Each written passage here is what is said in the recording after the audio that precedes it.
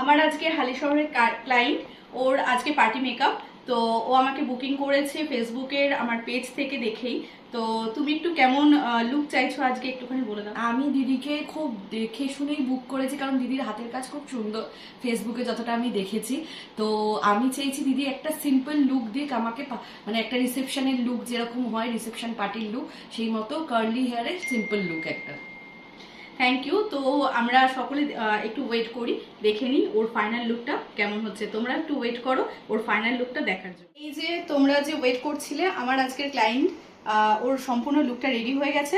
তো ও নিজেই বলুক ওর পছন্দ হয়েছে কিনা, তোমরা শুনে নাও যে ওর কেমন লেগেছে। আমার সত্যি খুব খুব খুব পছন্দ হয়েছে, খুব সিম্পলের মধ্যে যেরকম চেয়েছিলাম ঠিক তেমনটাই পেয়েছি। Thank you so much. Okay, তো তোমরা শুনে নিলে আমার ক্লায়েন্টের রিভিউ।